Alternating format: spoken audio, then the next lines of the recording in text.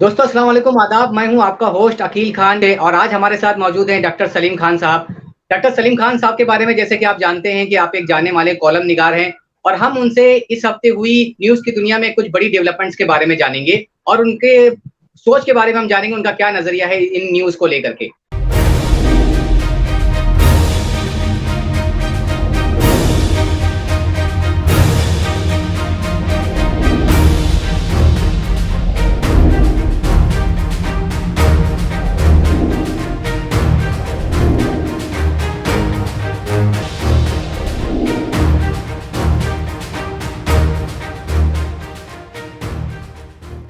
Doctor Salim Khan साहब, आपका बहुत-बहुत शुक्रिया, आपने अपना कीमती वक़्त निकाला।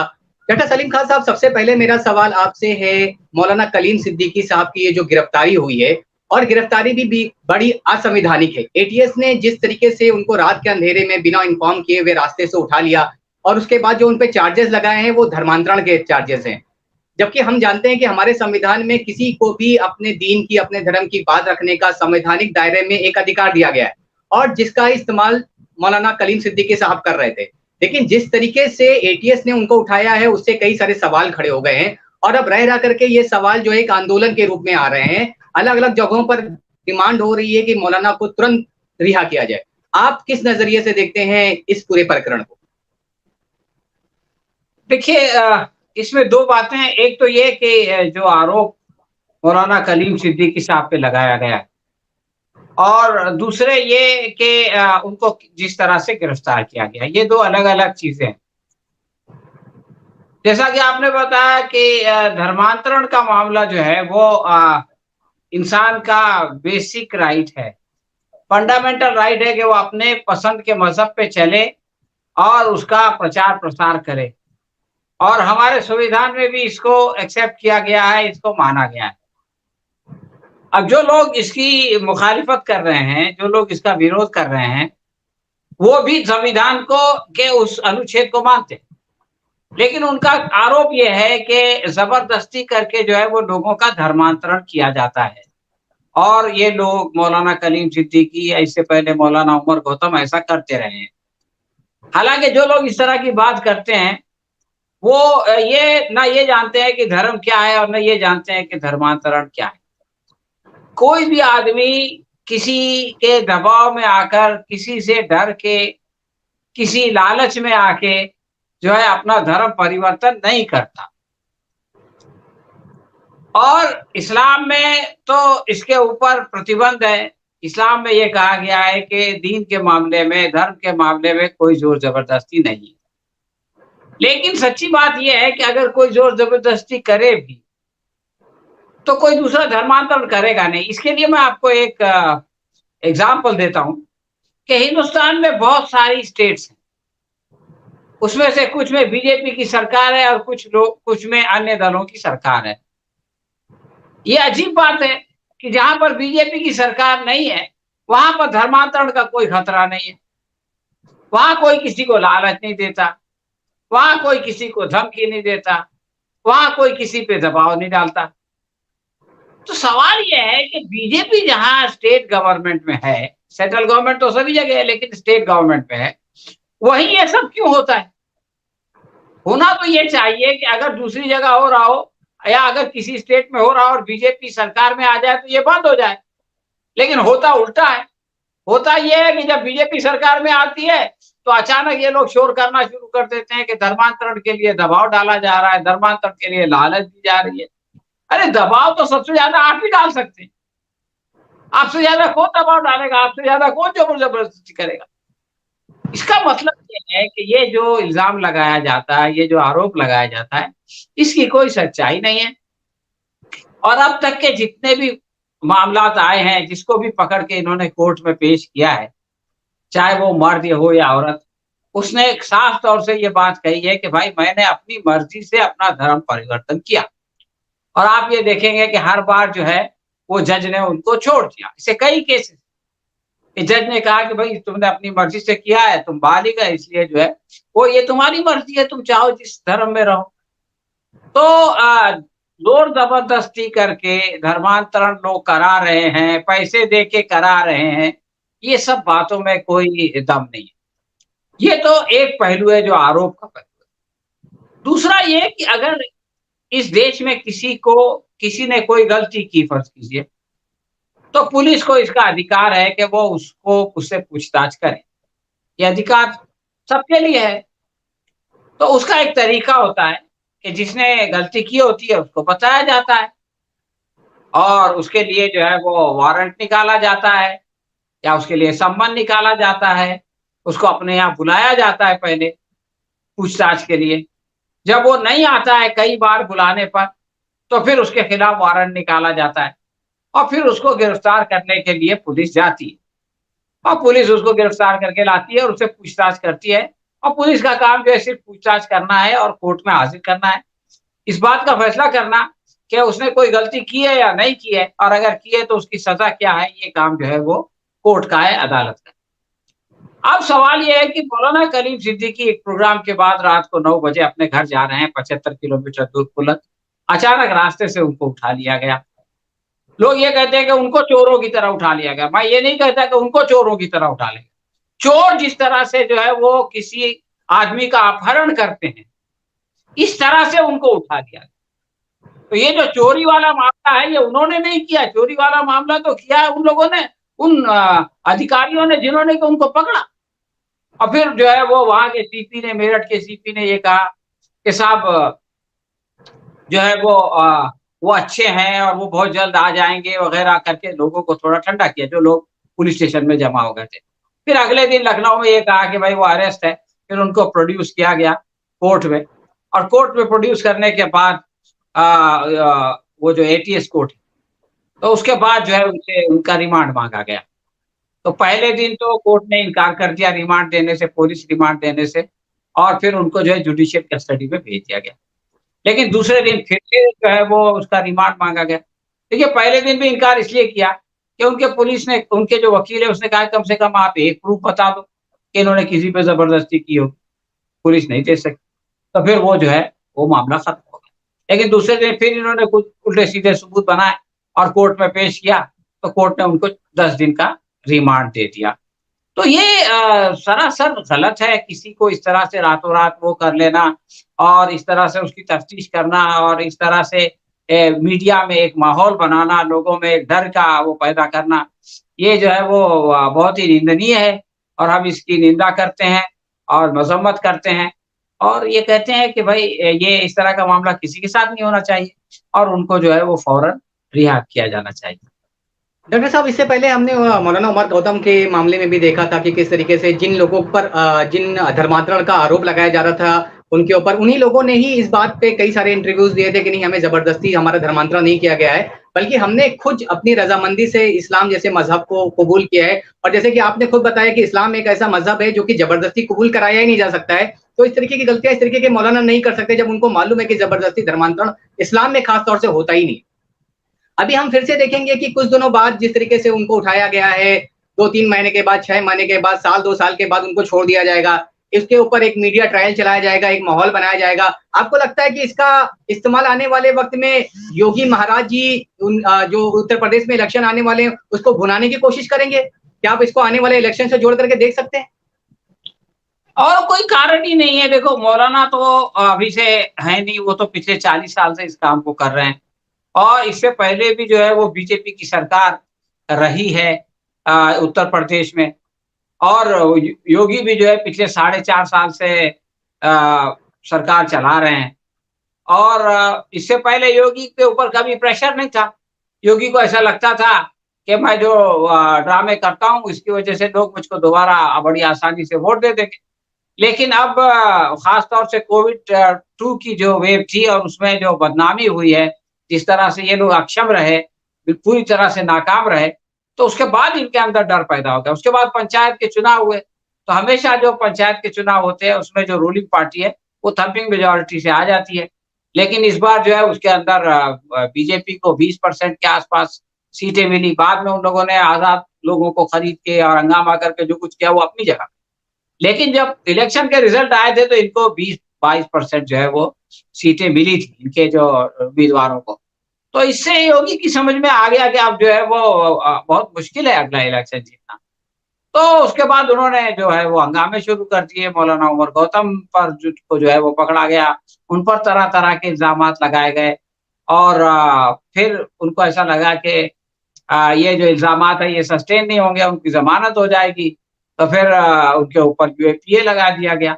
अब फिर इन्होंने देखा कि इससे कोई ख़ास फ़ायदा नहीं हो रहा है, राजनीतिक फ़ायदा, तो ये किया कि साहब कलीम सिद्दीकी साहब को पकड़ लिया। तो ये बेसिकली ऐसा साफ दिखाई देता है कि किसी न किसी तरह से योगी जी चाहते हैं कि कुछ हिंदू मुसलमान का हंगामा बढ़े और उसके सहारे वो अपनी नैया को पार लगाएँ।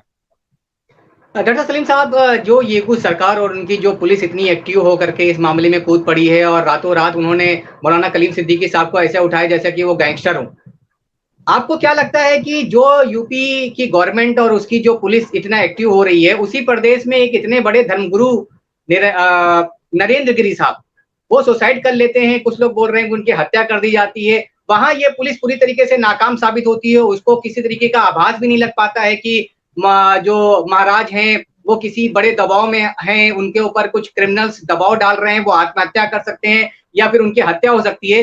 लेकिन हम ये देखते हैं कि मौलाना कलीम सिद्दीकी या किसी मुस्लिम नाम जब चेहरा आता है तो उसमें वहां की पुलिस बड़ी एक्टिव हो जाती है। लेकिन अपने खुद योगी महाराज अपने ही जैसे एक साधु को नहीं बचा पाते हैं और वो आत्महत्या या उनकी हत्या हो जाती है। आप किस तरह इस घटना को रिलेट करते हैं? देखिए जहाँ तक महंत नरेंद्र गिरी की मौत का सवाल है, इसके बारे में अब सीबीआई जो है वो इंक्वायरी कर रही है और आप ये देखेंगे कि पहले जो बात आई सबसे पहले कि वो जो है वो रस्सी से लटके हुए थे और उसके बाद उनकी एक वसीयत भी मिल गई, सुसाइड नोट मिल गई। पहले 7 सफ़े की थी, फिर बाद में कहा गया 11 सफ़े की है, 13 सफ़े की वगैरह। तो उसमें कुछ लोगों के नाम थे और यूपी की पुलिस ने उसमें से उनके जो सबसे बड़े सचिव थे आनंद गिरी, उनको जो है उत्तराखंड में गिरफ्तार भी कर लिया इसलिए कि उनका नाम था और उसके बाद अब जो है वो मठ के पुजारी भी गिरफ्तार हो चुके हैं। तो यूपी की पुलिस काम तो कर रही है, जैसे भी काम कर रही है और कई लोग हैं जिनका के उसमें आ रहा है, पहले 7 लोगों का आया, फिर 10 का आया, अब 17 लोगों का नाम आया और सीबीआई की इंक्वायरी जो है वो जारी है। तो ये सब तो हो रहा है, लेकिन जो दूसरी बात है वो ये है कि अगर वो आत्महत्या है, तो आत्महत्या इंसान कब करता है? ये सवाल है। आत्महत्या इंसान 2 सूरतों में करता है, एक तो जब वो बिल्कुल निराश हो जाता है, हताश हो जाता है, उसको लगता है कि कोई उसका मददगार नहीं है, तो वो जो है वो आत्महत्या का निर्णय लेता है। या इंसान जब डर जाता है या किसी के दबाव में आ जाता है, तो वो आत्महत्या का निर्णय लेता है। ये बात सब लोग जानते हैं कि महंत नरेंद्र गिरी जो है वो बीजेपी के प्रशंसक थे, वो कई मर्तबा मोदी जी की तारीफ़ कर चुके थे और कई मर्तबा वो योगी की भी तारीफ़ कर चुके थे और उनकी उनकी जो मौत है, जैसी भी है आत्महत्या है या हत्या है, उससे 1 दिन पहले जो उप मुख्यमंत्री हैं उत्तर प्रदेश के, वो उनसे मिलने भी गए थे और मौर्य जी और उनको उन्होंने आशीर्वाद भी दिया था, उसकी तस्वीरें भी मीडिया में छपी। तो सवाल ये है कि आखिर एक इतना बड़ा संतों का सबसे बड़ा लीडर और उस वो इतना हताश और निराश क्यों हो गया? या उसके अंदर उसको वो अगर डर की वजह से हुआ है तो उसको क्यों लोगों ने डराया? और योगी जी जो है वो उसकी मदद के लिए क्यों नहीं आए, उसका डर क्यों नहीं निकाल उसका सके? डर अगर क्यों नहीं इसको खत्म? आत्महत्या मान लिया जाए, तो ये भी जो है वो योगी जी के ऊपर एक तरह से एक लांछन है और ये आता है कि उनके राज में जो है वो लोग इतने हताश और उनके निराश हैं, उनके इतने प्रशासन बड़े-बड़े पे लोग। सवाल खड़ा होता है। जी। लेकिन एक अगर ये हत्या है, हुँ। तो ये उससे भी बड़ी बात है। आपको याद होगा जब योगी जी आए थे तो उन्होंने ये कहा था कि आप प्रदेश में जो है वो सारे जो क्रिमिनल एक्टिविटीज़ हैं ये खत्म हो जाएँगी और जो क्रिमिनल्स हैं वो या तो यूपी छोड़ के भाग जाएँगे और या तो उनको जो है वो परलोक में भेज दिया जाएगा। और उसके बाद एनकाउंटर वगैरह का भी सिलसिला शुरू हुआ और बार-बार ये बात कही जाती रही कि हमने जो है वो उत्तर प्रदेश की जनता को सुरक्षित कर दिया है। अब कोई जो है वो उनकी जान को, उनके माल को कोई खतरा नहीं है। ये योगी जी ने अपने एडमिनिस्ट्रेशन की मदद से किया। ये दावा किया जाता था। लेकिन अगर कल को सीबीआई की ये निष्कर्ष निकालती है सीबीआई कि उनकी हत्या की गई, तब तो ये पूरा जो दावा है यही खत्म हो जाता है कि अगर जो है वो एक महान जो अखाड़ा परिषद का जो है वो अध्यक्ष है, अगर उसकी हत्या हो जाती है, अगर वो भी सुरक्षित नहीं है, तो एक आम आदमी के बारे में आप कैसे कह सकते हैं कि वो सुरक्षित है? जी। तो ये दोनों पहलू से इसमें योगी के खिलाफ योगी जो प्रशासन है, उसके खिलाफ है ये इनकी मौत। सलीम साहब, एक कॉन्स्पिरेसी थ्योरी जो है वो लोगों के बीच में चल रही है कि एक योगी के शासन में इतना बड़ा साधु जिसके प्रशंसक और जिनके मिलने वालों में मोदी जी का नाम है, योगी जी का नाम है, और बड़े बड़े नेताओं से, विपक्ष के नेताओं से भी, और जो सत्ता पक्ष में उनके साथ भी उनका रिलेशन था, और वो आत्महत्या कर रहा है या हत्या हो रही है, तो एक बड़ा क्वेश्चन मार्क है उत्तर प्रदेश के शासन प्रशासन पर।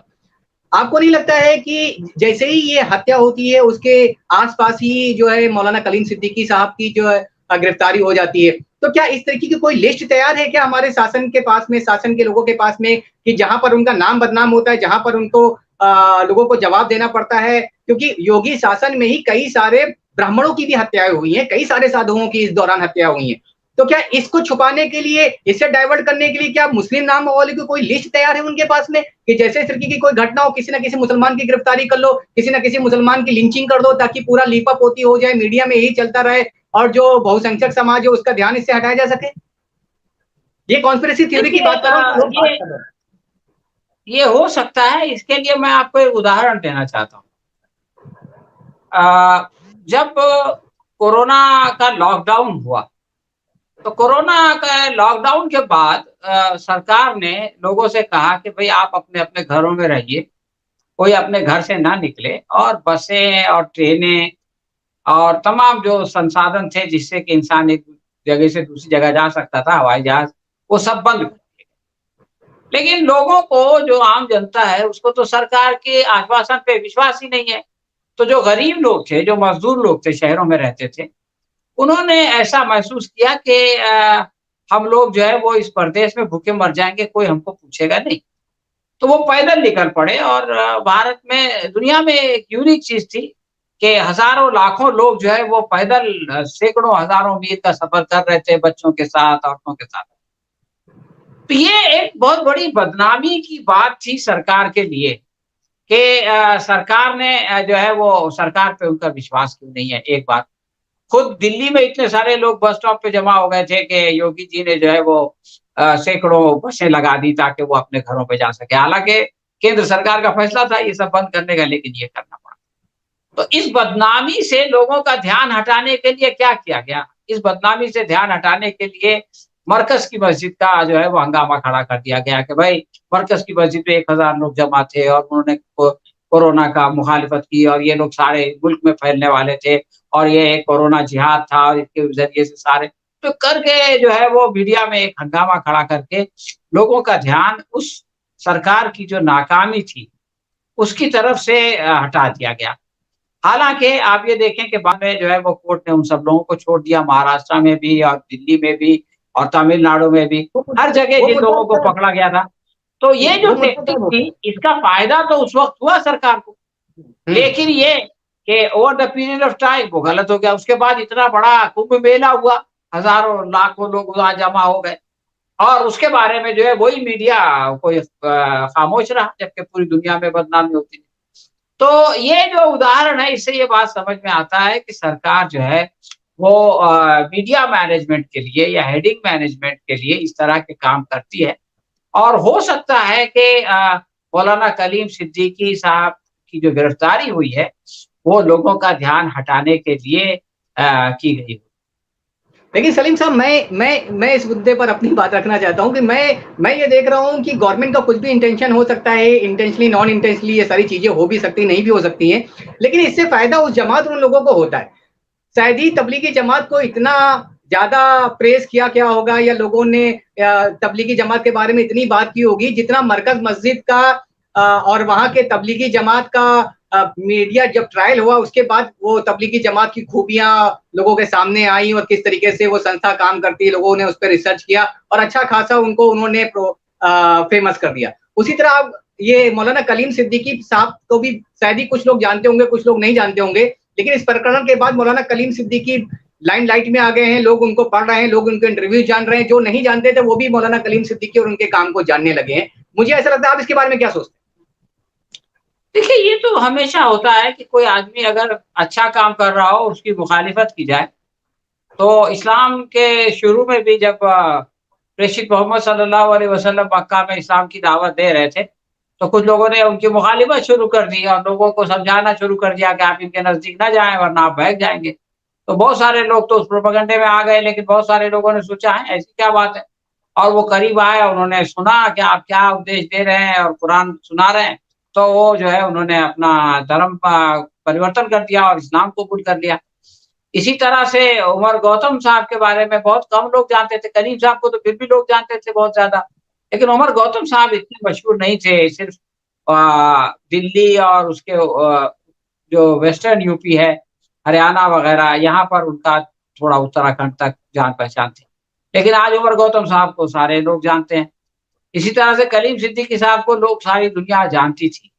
लेकिन अब जितने लोग जानते थे उससे बहुत ज़्यादा लोग जानते हैं। इसके लिए मैं एक और उदाहरण देना चाहता हूँ कि 11 सितंबर का जो वाक़या हुआ था ट्विन टावर का यूएसए में, तो उस वक़्त ये प्रोपेगेंडा किया गया कि इस्लाम की वजह से जो है वो आतंकवाद सारी दुनिया में फैल रहा है। और ये जो है ये भी कहा गया कि ये इस्लाम जो है ये कुरान ये लोगों को सिखा रहा है। तो जो अमेरिका के लोग थे उनके अंदर कुरान के प्रति और इस्लाम के प्रति बहुत ज़्यादा जिज्ञासा पैदा हो गई।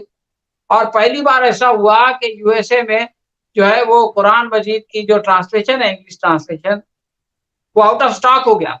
यानी इतने सारे लोगों ने उसको लिया और पढ़ा।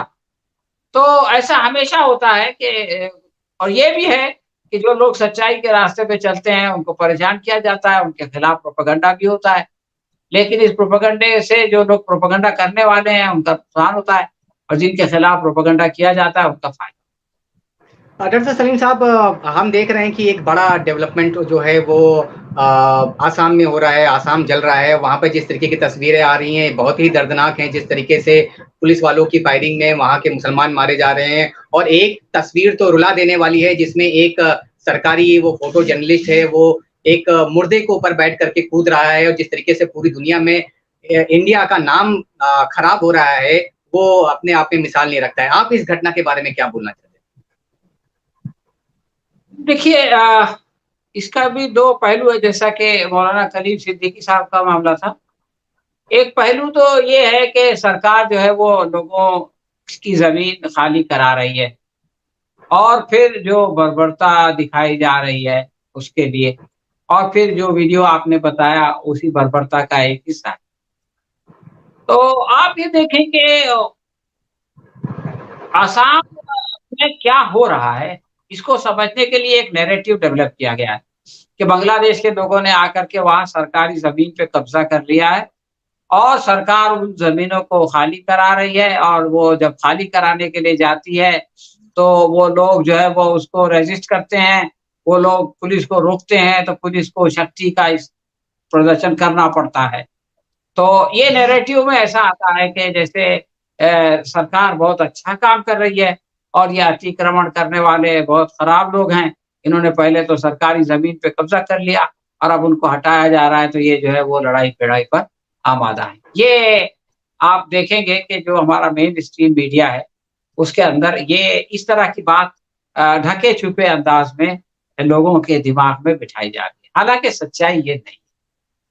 सच्चाई ये है कि ये आसाम के अंदर अंग्रेज़ों के ज़माने से जो है वो लोगों को, बंगाल के लोगों को बुलाया जाता था। उस वक़्त बांग्लादेश भी नहीं था, एक ही बंगाल था। और ताकि वो खेती-किसानी करें, इसलिए कि वो लोग ज़्यादा मेहनती लोग थे और वो खेती-किसानी करके अनाज वग़ैरह उगाते थे। और ये एक हकीकत है कि बहुत सालों से, बल्कि अभी तो वो बंद हो गया। जिस वक़्त उनको अंग्रेज़ लाते थे और वो आते थे और वो वहाँ पर देखिए, अगर कहीं पे कोई ज़मीन है, खाली पड़ी है वहां पर कुछ लोग आकर खेती किसानी करें तो उसकी खुशहाली पूरे सब लोगों को मिलती है। जो खेती किसानी नहीं करता उसका भी फायदा होता है और उनका भी फायदा होता है। तो उस वक्त तो कोई मुखालिफत नहीं हुई, उस वक्त तो उनको लाया गया। अब जो है वो उनको परदेशी बना करके, बांग्लादेशी बना करके जो है वो पॉलिटिकल फायदा, राजनीतिक फायदा उठाने की कोशिश की जा रही है। अब हो क्या रहा है? हो ये रहा है कि वो लोग जो बांग्लादेश से या बंगाल से, यानी एक ही बंगाल था जब बांग्लादेश भी नहीं था, पाकिस्तान भी नहीं था, वो बंगाली बोलने वाले लोग हैं और उनमें बहुत सारे मुसलमान भी हैं। वो सब लोग जो है वो उनकी एक बड़ी तादाद यहाँ आई और वो बरसों से आई और बरसों से रह रही है। मतलब कोई 40 साल से रह रहा है, कोई 50 साल से रह रहा है, कोई 70 साल से रह रहा है। लेकिन उनका प्रॉब्लम ये है कि ये जो ब्रह्मपुत्र की नदी है, ये अपना रास्ता बदलती है, यानी वो थोड़ी शिफ्ट हो जाती है। तो जो ज़मीन पे वो समझो खेती कर रहे हैं नदी के किनारे, तो कई बार वो रास्ता बदल के उनकी ज़मीन पे आ जाती है। और जो ज़मीन खाली कर देती है वो बहुत ही फर्टाइल लैंड होता है, बहुत उपजाऊ ज़मीन होती है। तो वो लोग क्या करते हैं कि इस ज़मीन के बजाय उस पर खेती करने लगते हैं। अब ये कि इस सिचुएशन में उनके पास डॉक्यूमेंट नहीं होते। मतलब जो ज़मीन पे आप हैं वो डॉक्यूमेंट या तो बह गया या तो है कि वो ज़मीन ही नहीं आपके पास, आप उसके बाजू वाली ज़मीन पे काम कर रहे हैं।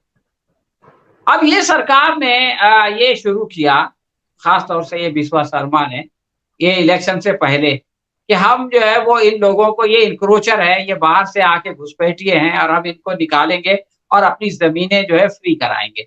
और वो बार-बार उसमें एक मज़हबी टच डालने के लिए कह देते हैं कि जंगल की ज़मीन है और मंदिरों की, ताकि एक आम हिंदू को ये लगे कि साहब हमारे मंदिरों की ज़मीन पे मुसलमानों ने कब्ज़ा कर लिया और हम जो है हमको इसको खाली करा के दे रहे हैं, हमारे मुख्यमंत्री तो बहुत अच्छे काम कर रहे हैं। तो ये एक नैरेटिव पैदा किया गया।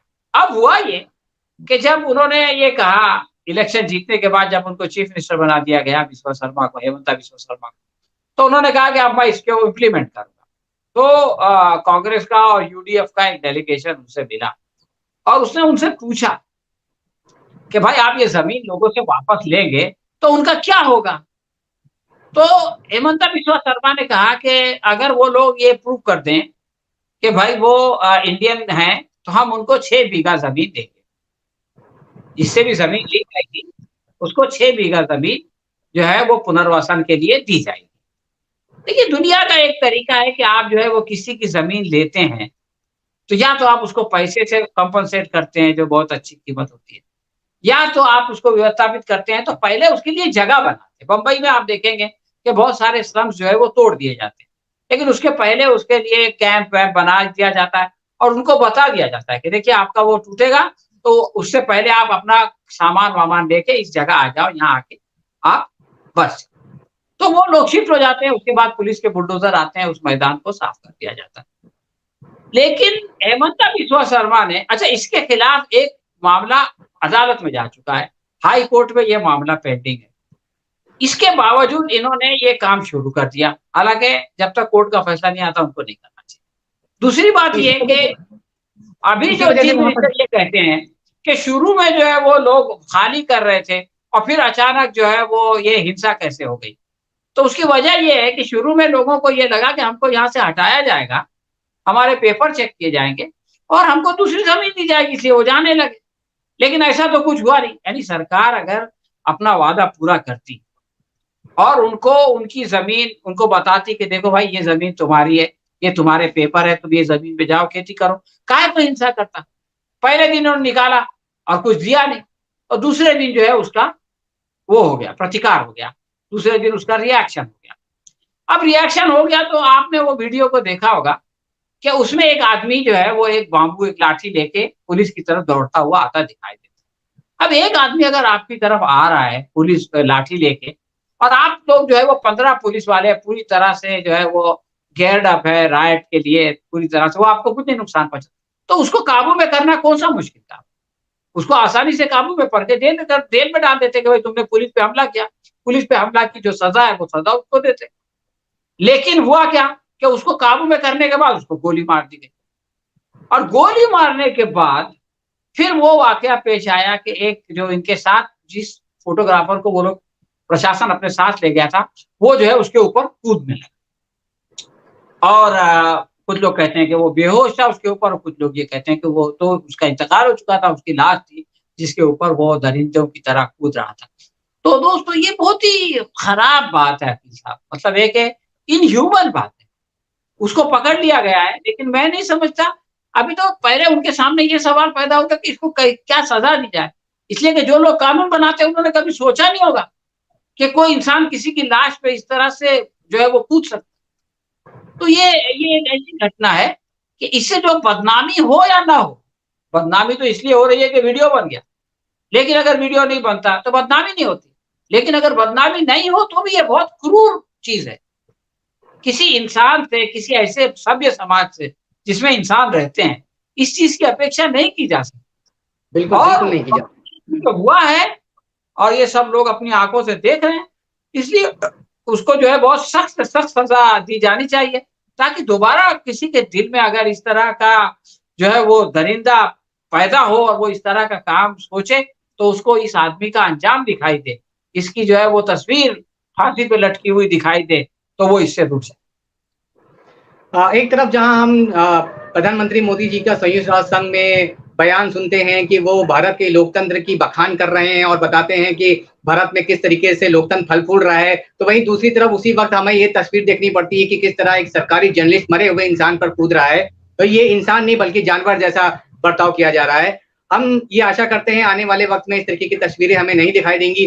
भारत का जो असली लोकतंत्र है वो लोगों के सामने आएगा और वाकई में भारत लोकतंत्र पर चलेगा। बहुत बहुत शुक्रिया डॉक्टर सलीम खान साहब अपना कीमती वक्त देने के लिए, अपनी राय हमको बताने के लिए। किसी अन्य मुद्दे के साथ हम आपसे फिर से मिलेंगे, तब तक के लिए इजाजत दीजिए। बहुत बहुत शुक्रिया। जी, जी, धन्यवाद।